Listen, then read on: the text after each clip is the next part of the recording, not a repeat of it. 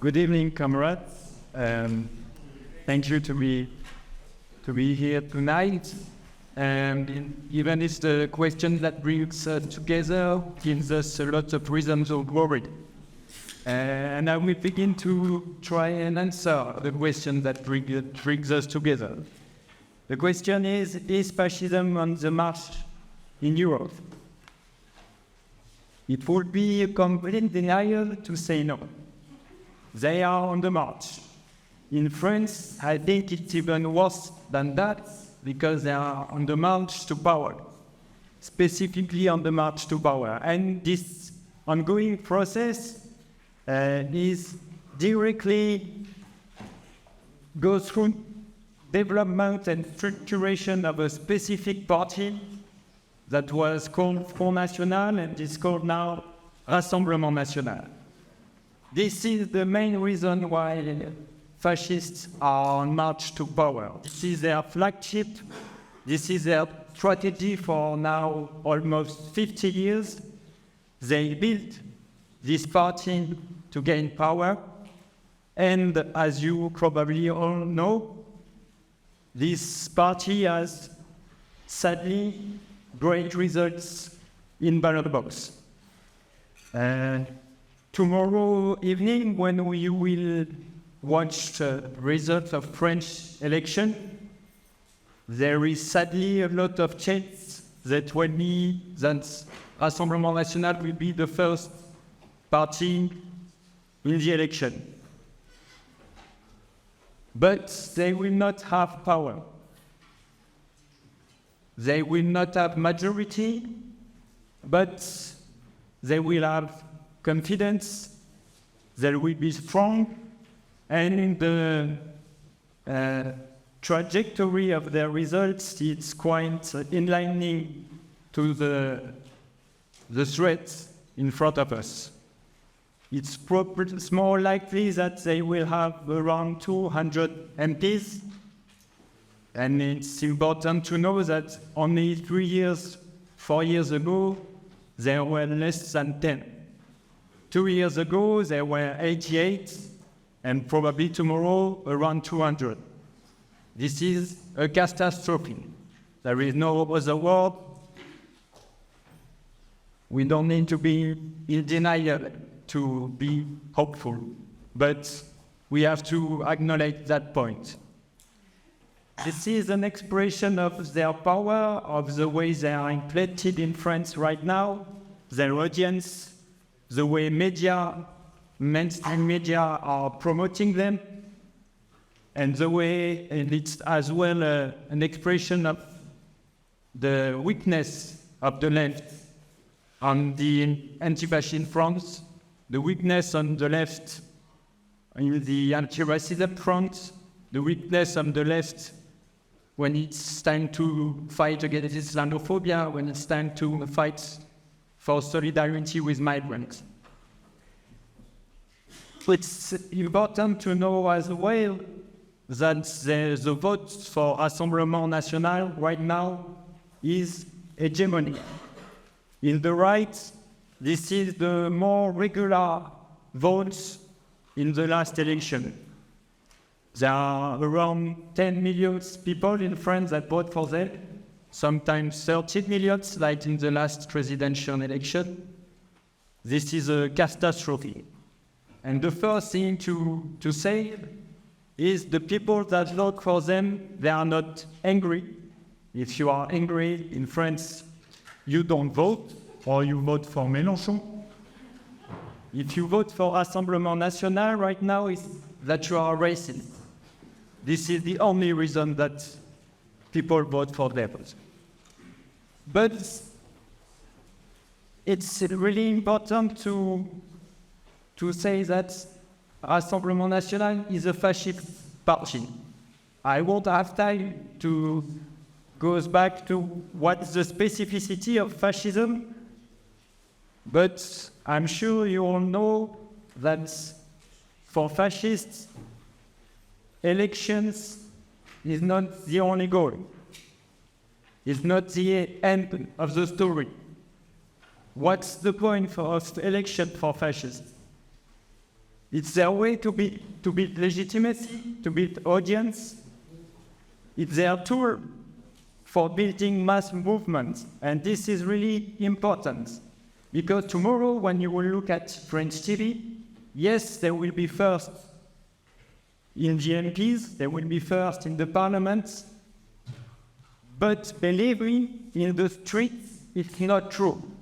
We are by far, and by really far, the majority. And this is really important, believe me, when you will watch these sad results tomorrow, you have to be hopeful. It's tough. It's tough, because it's scary. It's scary as shit. But we have to keep hope, because they don't have the truth. We do have the truth, and we showed that at multiple occasions in the last year. Because the tendency of the period to solve all the contradiction with fascism is not the only tendency of the period. There is another as well, the opposite, a tendency for socialism. And the last years in France shows that potential, shows that tendency. I'm sure you all hear about the fight last year against the pension reform. Denis, my dear comrade, repeated this morning, millions of workers were striking. Millions of workers were protesting each week.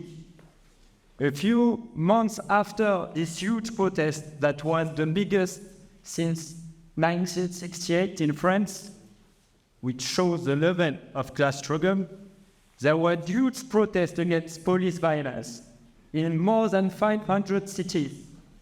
Police stations burned. Youth were fighting because working class in France is fighting. And this is the hope we have. So it's important to not be in denial. They are on the march for power, but it's important as well not to panic, to keep our compass, to be sure of our strengths and what we have to achieve in the period. So we don't panic, but there is an emergency to build back anti-fascist tradition that is sadly lost in France for now. And we will have opportunity to build such anti-fascist tradition again. Because as I said, working class is fighting, youth is fighting, but it's not the only thing to say. Because the last months were really informative for us revolutionary and give us huge hope for anti-fascism, I said, but as well anti-racism from below. We have seen different movements than there regarding solidarity with Palestine, less wide, but as I don't have another word, really hardcore. They fight really strongly against repression. The only reason right now in France, even Mélenchon had something to say for Palestine, it's not because of his politics. It's because of the streets. It's because of the youth. It's because the first day after the 7th of October, each night, young people were protesting. Even if it were forbidden, they were protesting and they imposed this movement. And this is not the only hope we have. We have hope because we are internationalists as well. And we look at what our comrades do, and they will speak about it. But I won't speak a lot about Essen, but this is the exact example that we need to reproduce. Because there is 50 years of story of Rassemblement National, Front National. And there is a short period where we almost killed them. It was between 1995 and 200. And this was a specific combination of class struggles, the huge protest against pension reform in 1995, a combination with that with huge protests against racism. This is the period, the last time we stopped the racist law was at that time. But that was not enough. What we did I was too young to do it, but I think we did it. We had an element to that. We had a specific anti-fascist response, exactly the same as our dear comrade in Germany did in Essen. It was in Strasbourg. Rassemblement National had a meeting, and in front of this meeting, 50,000 people fought, protested. And in front of this anti-fascist protest, Front National almost collapsed because they couldn't keep what's the tension in every fascist movement, the tension between electoral and the tension with mass movement in the streets. They couldn't keep that. So we have to do it again, and we know how, and our comrades showed us the way, and we will win it. Yeah, comrades, the meeting is called "Is Fascism on the Rise in Europe?" And if you look at the European elections, you have to say, yes, it is. The AfD won 5% and came out with 16% in the European election, even though they had to hide their two top candidates because of their links to the Russian and the Chinese regime, because of one of them, Maximilian Krah, was arguing that not all SS men were criminals, and for this reason, even Marine Le Pen kicked them out of the parliamentary group Identity and Democracy and the European Parliament, even though they won 16%. It is important to understand that the AfD developed over the last 10 years from a right-wing party with a fascist wing to a party which is fascist in its core. And so it's important to see that we have to ask, why is it? Why could they win? And what can we do to beat them? And I think the experience we made is very important, but there's still a far way to go. First of all, about the background. There is this huge frustration in society with the government. And there's a lot of worries about social decline, and this is one of the factors that help the AfD to grow and to exploit this fear. The second point is that racism is not only with AfD, but not only the conservatives, even the social democrats used racism to try to win votes in the elections. I'll give you two examples. One, the conservative politician demanded to deport Ukrainians without jobs, which is really disgusting. Then we had, shortly before the European election, there was an incident, a man from Afghanistan stabbed an Islamophobic rally, killing a policeman. And then there was this huge debate a couple of days before the European election to have the party conference at all.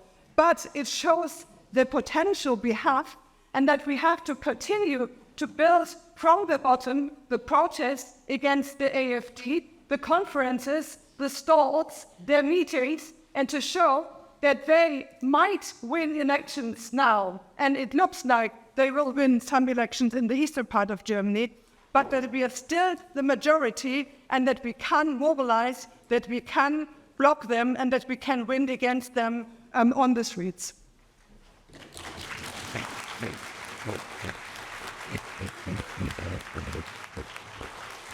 This is a picture from the mass demonstrations which took place on that day. And I'll show you another picture, which is very important. You see one placard of the campaign Auf die Fascismus, who was over the last year the only organization nationally that was consequently arguing the threat of the AfD turning into a fascist party. And Björn Höcke, that is the name, he's a secret leader, the fascist from Thuringia, who is in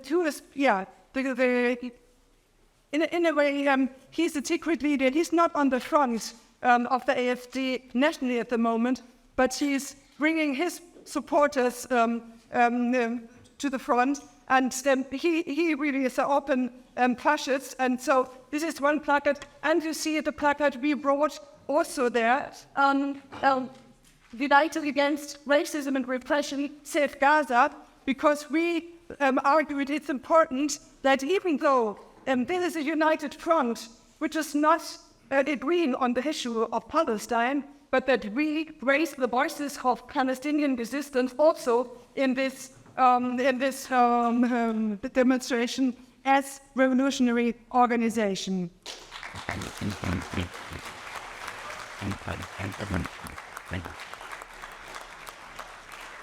I think it is important that we now take on and to continue the fight against the AfD. I told you about the elections taking place in some of the some regions eastern Germany, and in some parts of Germany, the AfD is made openly to fascists who mobilize on the streets, and it is already is a threat to people, to migrant people, to natural people, and to all people who don't fit into the worldview of the AfD. So we have to continue this fight, and this is a big task we have. And I brought you, this is the last, a chant from Germany, and you can joining. And the first one is, Höcke ist ein Faschist. Höcke is a fascist, well, what? The second one is all together against fascism. So joining the chants. I hope that you can hear that. From Soja. That's what I did. By one says, whoever it is, I'm about to say whoever get a face, can I get ice when it's on the child that is a bit even to watch this for on the survivor. Here it is, we watched the book. He's not out here and did his shoe in the power. Offering our solidarity to our French and German comrades.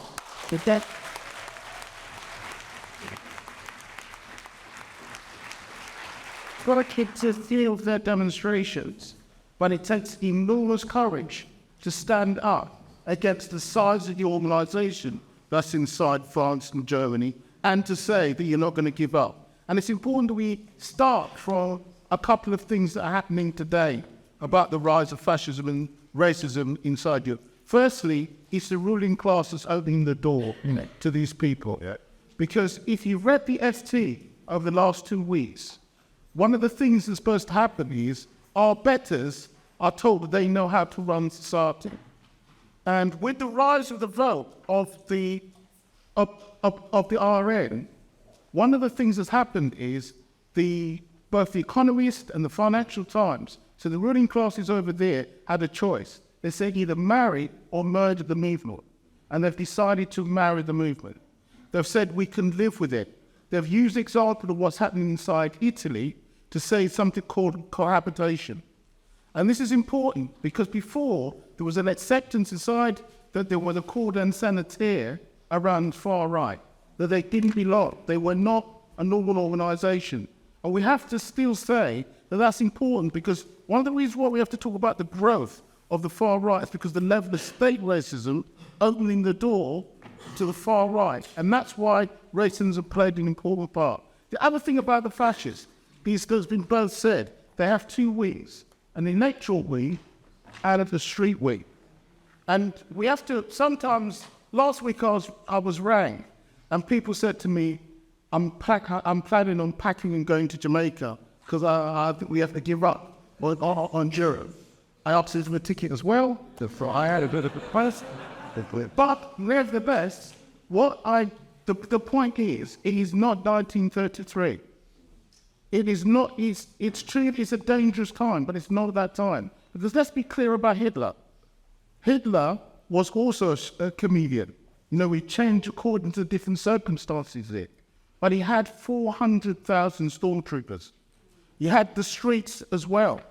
He had the ability to be able to do that. I'm going to shamelessly plug the question of the 27th about why it's important that you do see 4 million votes for reform, but they still haven't got the question in the streets. And the same thing is inside Germany and France. When you say to these people, look at Marine Le Pen, she spent many, many years trying to normalize the fascists in that way. And actually, I know I'm going to do an old manism, but I'm old enough to remember a man called Mitterrand, Francois Mitterrand.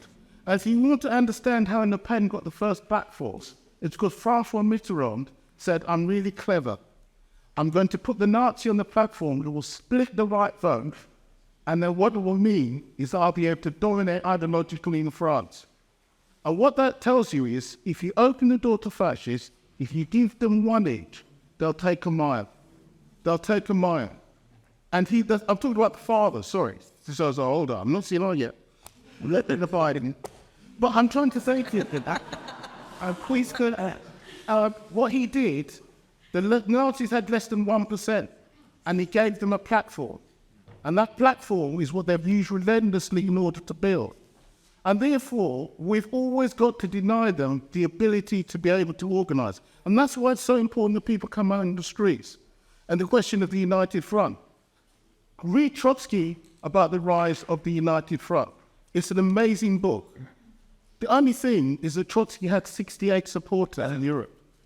Now, I think we've got more than 68 supporters inside Europe, and we've got more of a plan about what we want to do. And actually, in 1933, the other thing about the fascists, even in the 1920s and the 1930s, were a relatively new movement. So the problem for the fascists is that if they're exposed as fascists, they even deny that they're fascist.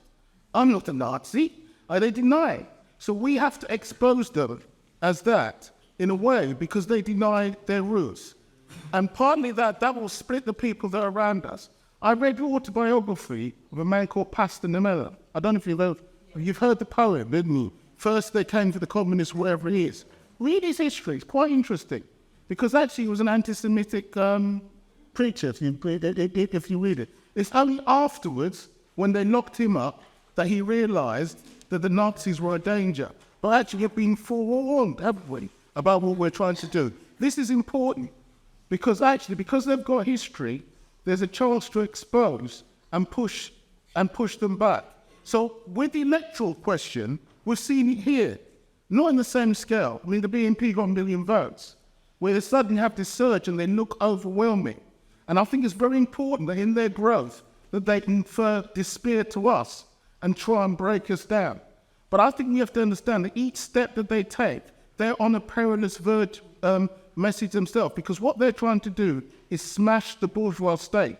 And in order to smash the bourgeois state takes an enormous amount of energy. And by the way, they never really managed it. The power was always handed to them. Mussolini didn't march on Rome, he got on the train and was welcomed by Victor Emmanuel. We shouldn't forget that. Hindenburg handed power to Hitler. He didn't get it in the way that he was in that way. It's not automatic that these people can get into these positions and been able to do that. I just want to quickly say that one of the things about what's taking place with the far right now is also far right populists or racist populists. It's like Nigel Farage is not the same as these people. He's more like the Tea Party in America, where he's attempting to take over. You know, he says he doesn't want to take over the Tory party. He's a liar. Everything he says is a lie. Of course he wants to take over the Tory party and present himself as a leader. But one of the things he has to do, in some ways, that's the reason why he's always cozied up to the question of the people inside Europe. One of our jobs is to expose him in the same way what the people did when they stormed the press conference. That went all over the world. And we're in an organisation, every 2 weeks, all the comrades from Europe meet up to discuss our collective miseries. Like I said, we meet up to discuss, oh my God, the FDO, they've done this now. They've got into this power, whatever it is. But I do think the one thing that's coming out of that is a question of international solidarity. I think it's very, very important that when we've got to remember the strategy works. Petros can't be here today because they've got their Marxism. But do you remember when Golden Dawn had reached a point inside Greece and an economic collapse that took place in Greece? What did people tell us? People told us that they were unstoppable. People said that they weren't going to be able to be stopped. And what we have to remember is Golden Dawn got smashed by the same method. They were exposed by relentless demonstrations. And one of the things about the relentless demonstrations, about all of us when we're trying to build a united front, is the concrete nature of where it is. We are not majority organisations in any of our countries. We do not have the majority. We're a minority. Even in Britain, the TUC and bits of the Labour Party, bits of the Muslim organisations have a dominant role in stand-up to racism. But we are hegemonic in one important sense, that we understand the fascists and the Nazis, and we have a theory of understanding the difference between the racist populists, the people that are trying to build street armies, the people that are trying to build fascist organisation. And I think, to be honest with you, I'm going to end up on this, comrades. Each generation faces a test. Each generation faces the question when you see the rise of fascism, when you see them actually start to grow, about how they're going to be stopped. I think this is our test. And we're aided by a tremendous movement against Palestine that exposes the contradictions inside the system. But also the fact that they're not able to come with an easy answer. It matters that a minority of people voted for people like Jeremy Corbyn and the other 5 people. And this is the question of the left. I tell you what's the difference between now and before. Before, you could simply, in the 1970s, say, stop the National Front, and people would probably vote Labour. Even in the 80s and 90s, you could say, stop the BNP, and then you can vote Labour. Today, I think you have to have a bigger answer to the problems that people face. And it's a much more deeper question. And so part of the question about building and defeating the fascists is also raising the question of a socialist alternative within that debate, as part of when we do the fight. When we have the marches, for Palestine, we have to raise the question of fascism. When we raise the question of fascism, we have to raise the question of Palestine and what's happening to the people. We also have to have the question about how you bring those two together. I've run out of time to go through it, but I'm going to have to shut up because there's the time. But I want to say that building the united front is the real test of revolutionary politics. It's a real test of how you apply how the theory to the practice. And I'll end up in this point for all of us. Internationally, it was Tony Cliff, a Palestinian Jew from the Middle East, that carried on the tradition from Trotsky, that shared it with us theoretically, that combined both the fight against racism and fascism, and brought that tradition of internationalism in the struggle that we've got. We have a duty to smash the fascists because of what they've done in the past, but we also have the duty to build a revolutionary party that brings both clarity and activity to the struggles that we face. And in that way, we have a chance to destroy the spectre of fascism and Nazis growing in Europe. I'll stop there. We take the camera that asked the necessary but painful question, why they are on the rise. It's difficult. For me, it's not, the metaphor is not mine, but I think it's quite useful to answer the question. Fascists are like rats, and they breed in sewers. And as long as there are sewers, we will have rats. And the sewers are capitalism. And it's sad, but as long as we will have, as the ruling system will be capitalism, we will have to fight fascism. That's why I like the term tradition when we talk about fascism, when we talk about anti-fascism, sorry. It has to be a tradition, deeply rooted in the working class. Because as long as we will be in capitalism, we will have to fight them. They said with racism, nationalism, but they will be there as long as there is capitalism. And this is why we have to be back to tradition. And the other answer is we didn't fight them properly, actually, in France. It has to be said like that. We didn't fight them properly. And that's why it's really important when Weyman said that I think the tradition of the tendency that brings us together is not that common to put at the center of a revolutionary tendency the fight against racism and fascism. And this is really key in those moments, as long as we believe that they will not live as long as the ruling system is capitalism. And just to say, thank you for all of the solidarity. And I think the best way to show it is just really keep Tommy Robinson really hard, really hard. Get hard well, and do it so that day to all the working class in the world, to all the working class in Europe, how we treat fascists, how we fight them, how we specifically fight them differently than the rest of the struggle we need. And this is an example, as I said, we need to tell to anyone. We need them in France. This is the kind of example. So keep Tommy Robinson really hard. Tell to everyone that is worried about France that the best way to fight Le Pen when we live here is to kick Robinson out. Please do that. We will that with a lot of people, and we will watch you.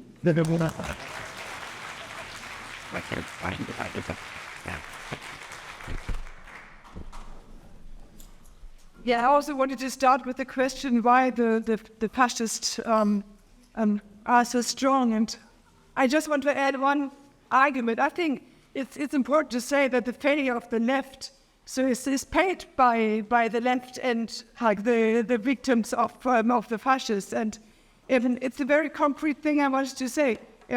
I think the left in Germany leaves a lot of space for the AfD. For example, the AfD was able to position itself as peace party because it's like pro-Russian, and they have freedom, peace on their posters, and the left party avoids like controversial topics like Ukraine and Palestine, and so hides away from these arguments. And so I think this makes it easy for the AfD to win votes.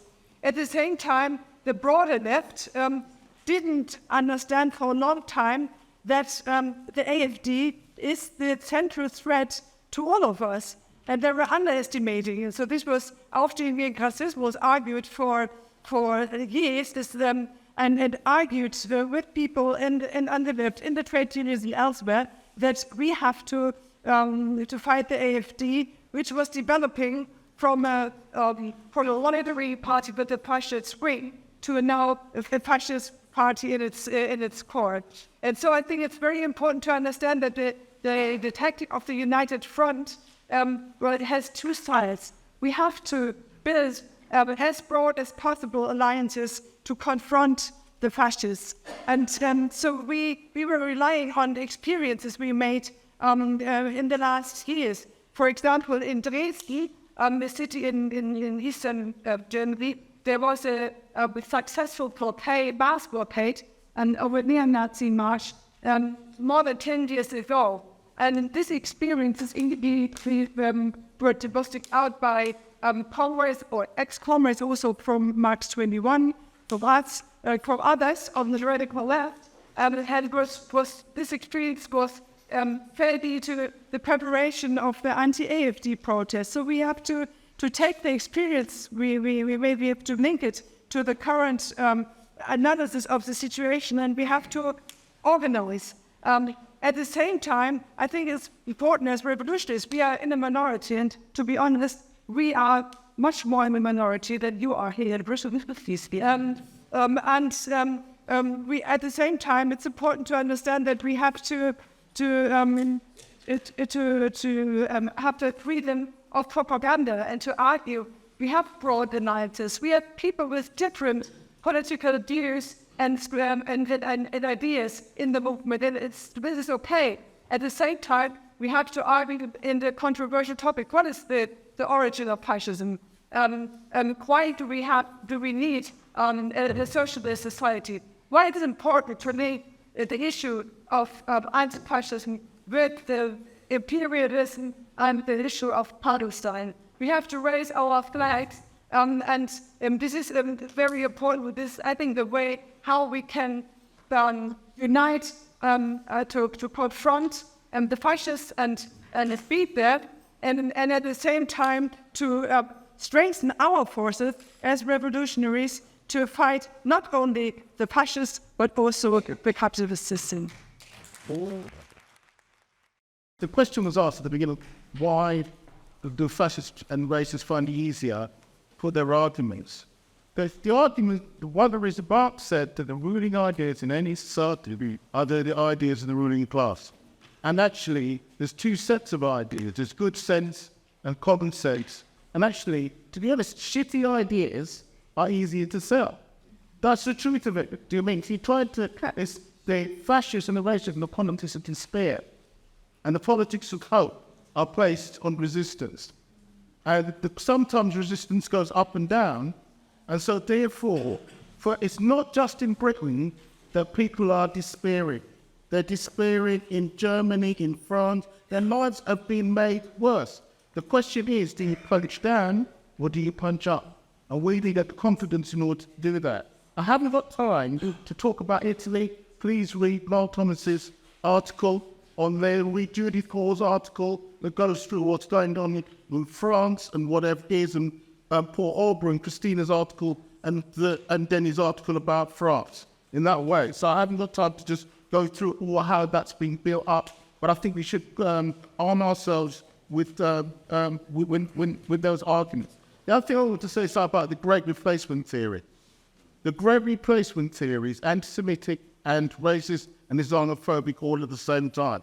It's the heart of what they're trying, for the argument they're trying to do. The other thing about fascism, Nazi Mussolini didn't need racism, but the Nazis do. You know, they did fundamentally need it in terms of holding it together. What's the difference between the fascists and the Nazis?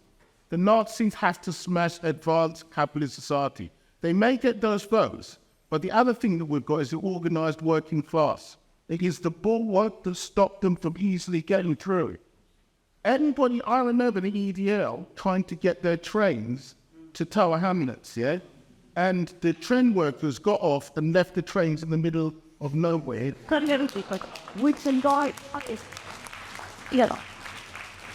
Yeah. Remember, friends rather told me we were the only ones who knew how to cross the cracks without getting electrocuted. The thing is, before us, they could have tried. So it's the combination. It's not just that they get the votes. It's the question of the power of society, unleashing that power, whether on demonstrations or anything. The Arditi del Popolo, inside Italy, signed a peace treaty with Mussolini, the fascist, at the time when he felt defeated. They should never have done that. They should have never done that. They should have shot the fascists. Yeah. Any chance you get to destroy and annihilate the Nazis, annihilate them. And the reason why it's important that we understand that is that they've grown from the streets. Hitler said, I would have been stopped if I'd been stopped when I was small. And if that's the most important lesson, you have to break them when they're small. That's the reason why we have this, our international duty to smash up Tommy Robinson. Now, to be honest with you, it's a bit of a kind of tradition now, isn't it? Whether it's milkshakes or breaking up the EDL or breaking up the football lads tonight, we have done it before. I'm sorry that Paul Auber didn't get in, because he told us about how they smashed the National Front. So we have a tradition and we have a method. Let's apply that method in Dollops. In many times, in order to get them to be destroyed, and I'll put it up this way, the only great political theory that we want to put in is to replace the ruling class with our own class.